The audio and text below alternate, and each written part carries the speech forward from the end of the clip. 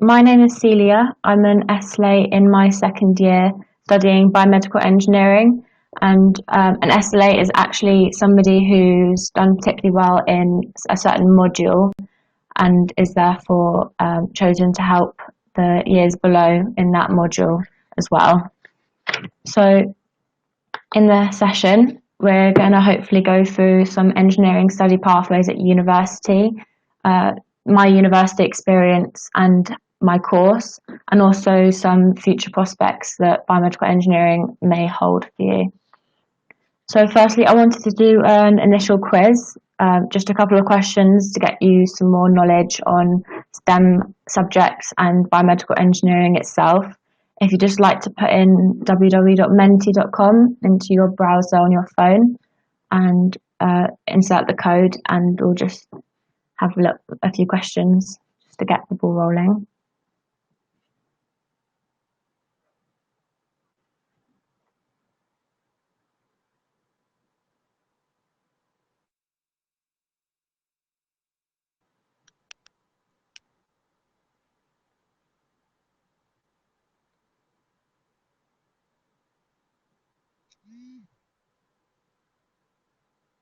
We'll start in just like a couple of minutes or a minute or so, just so everyone's had time to log in. If you just like to choose a STEM name or your own name, someone's choosing a name on the spot can be quite daunting, I know.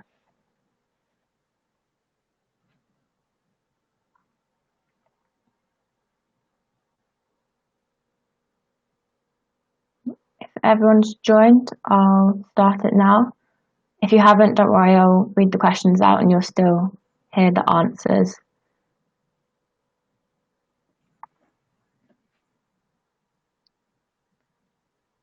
So what are the minimum requirements for studying biomedical engineering?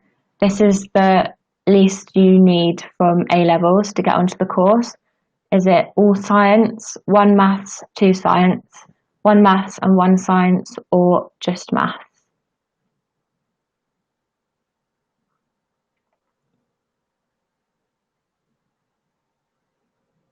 So everyone's voted.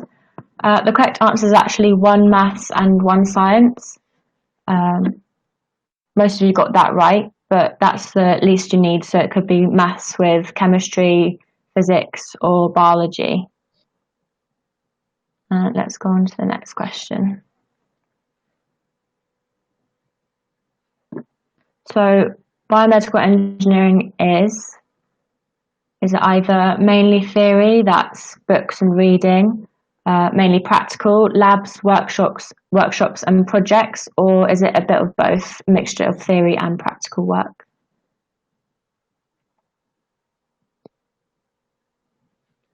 So everyone's voted, let's see. So most of you said a mixture of theory and practical. That is correct. I'll go on a bit later about what that entails, but it's definitely a mixture. It's not just theory or just practical. Let's go on to the next question. So how might you be tested during your degree? Might it be through essays and reports, group work, projects, demonstrations, or all of the above? And keep in mind that it is theory and practical, like from the last question. So everyone's voted again.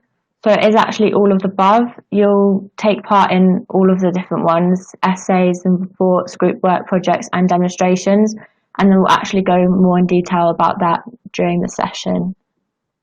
And then final question, what subjects are covered during biomedical engineering?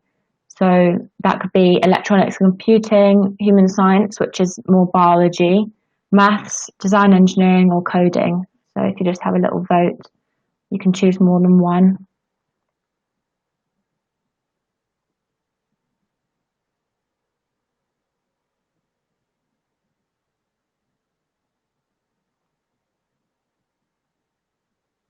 So there's actually a mixture of results from all of you.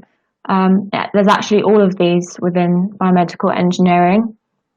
You'll get tested on coding, human science, maths, and electronics. So it really does focus on every part that you think of. So now we've done the quiz, let's move on to the session. And also, if you have any questions about any of those from the quiz, then we can answer them right at the end. So first, I'll talk a little bit about myself. On screen, there's actually some photos of myself. The top one is of me working at a STEM festival as an SLA, and we were talking to students from Middlesex and from outside about hip joints and the hip implants and knee joints and knee implants. As you can see from the photo below, there's an example of a couple of ones that we actually demonstrated while we were there. I came from a background where I was very independent. I didn't have much support during my A-levels from college, and they actually happened to stop teaching my A-levels the year after I left, which didn't really seem that great considering I was the year before that.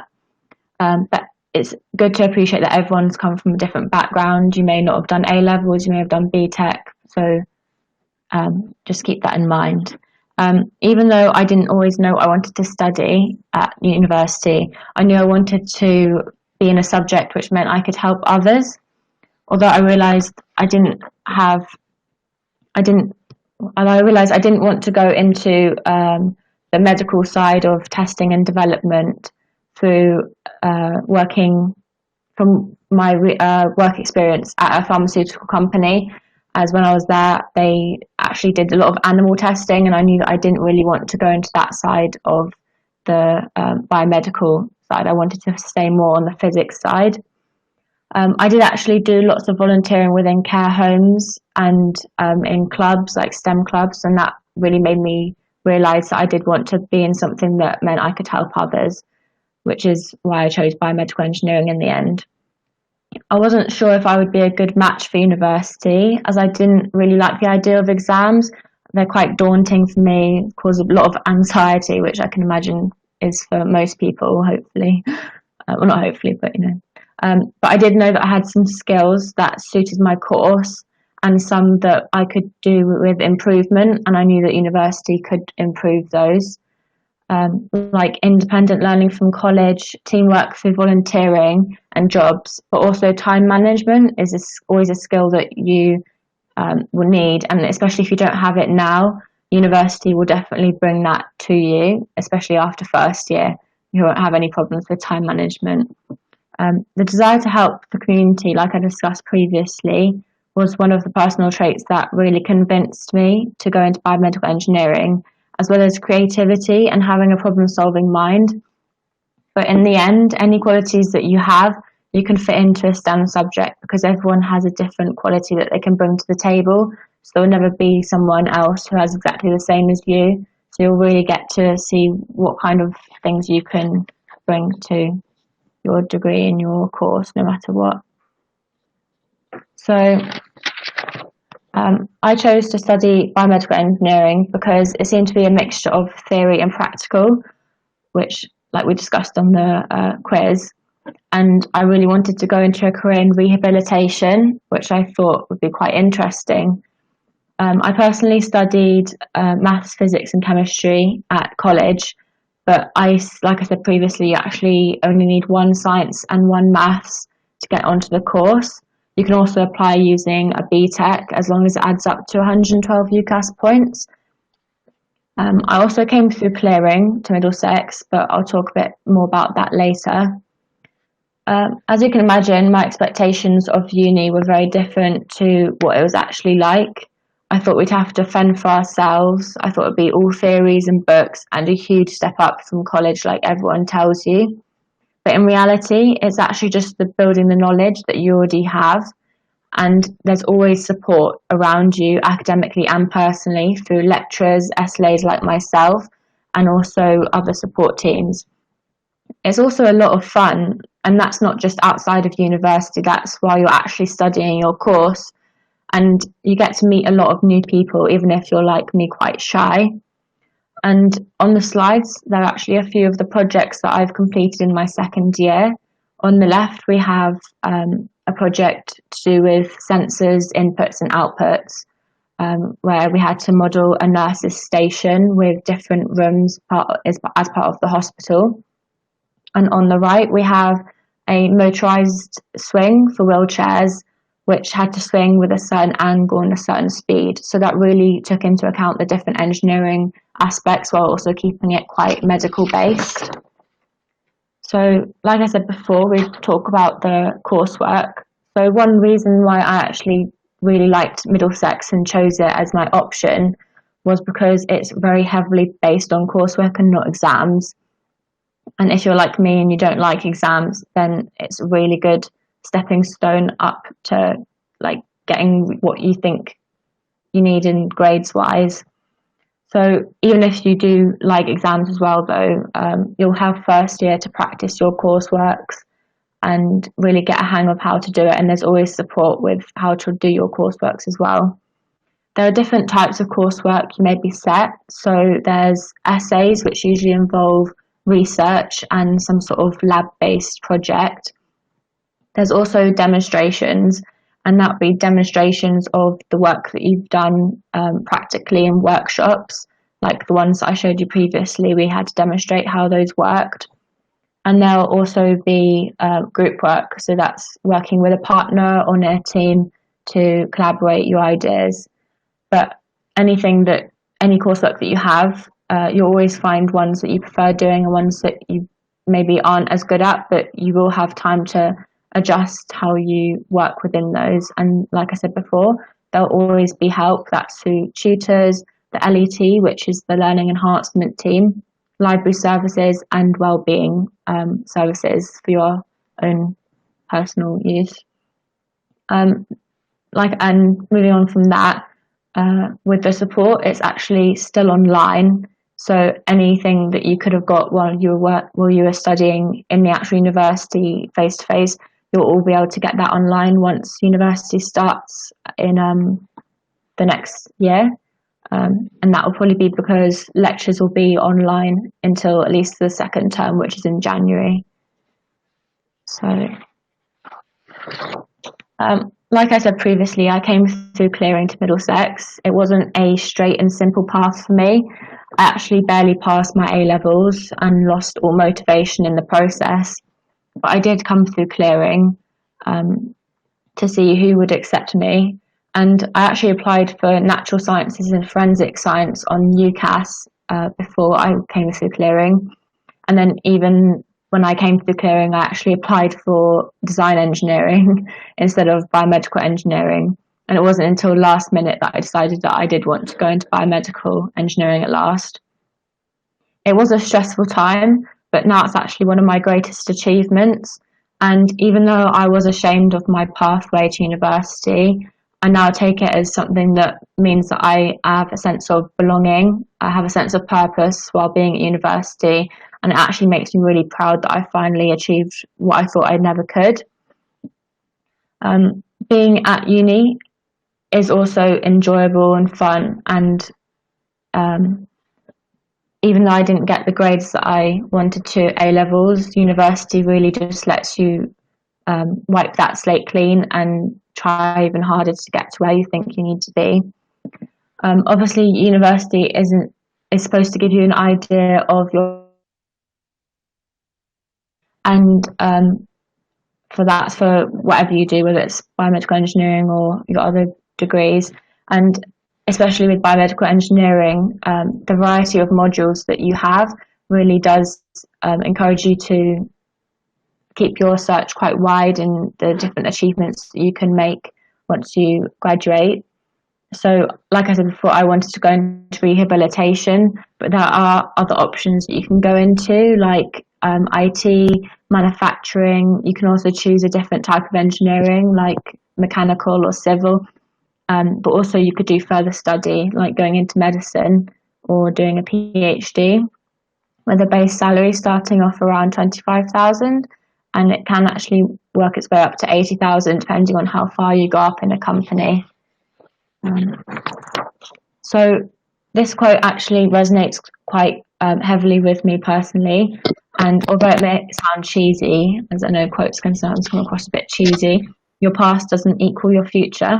And I actually have this quote in my room personally. It's a variation of it, of whatever your past has been, your future is spotless. And that's actually very true in my case, and I'm sure everyone can relate to it in some way. But it is important to look forward and remember how far you've come, even if your past doesn't equal your future.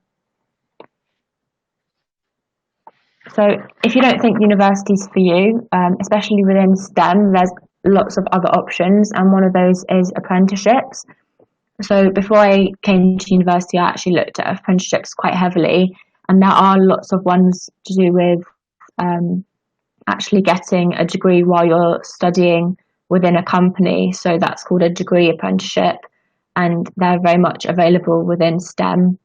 Apprenticeships have a very positive outcome as you are paid a wage, and there's lots of career opportunities and progression. As if you're already working within the company, then they can offer you a job once you finish your apprenticeship, and you also gain great employability skills while you're at it.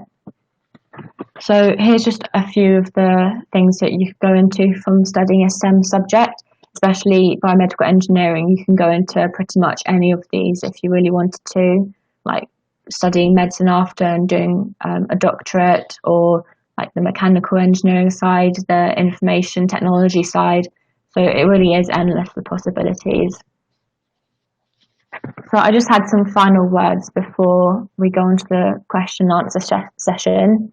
The key to getting anywhere is having a goal, thinking about what you want to achieve, but not narrowing it down too much, as you might be closing doors to yourself. If I had narrowed down my search too early, then I probably would never have found Middlesex and never have actually come to university. The key is to aim high, but also if you don't reach where you thought you wanted to go, then wherever you do end up, it's not going to be a failure. It will just be a different variation of what you wanted to do. And finally, stay focused. So keep your motivation and don't get discouraged. You are whatever you want yourself to be. And even though you may not know what that is yet, or you may be thinking that you can't get there, just know that you can. Because I'm the perfect example of that. And now I'm here, giving this session. And so if I had given up, then I wouldn't be.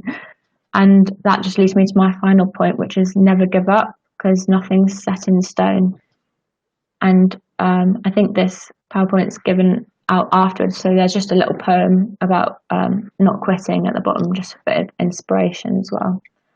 So there is a poll that we're going to do after the Q&A session, but first I'll just open up to any questions you may have. That can be about biomedical engineering, or how I got here, or anything to do with what you'd like to study. And thank you for listening too.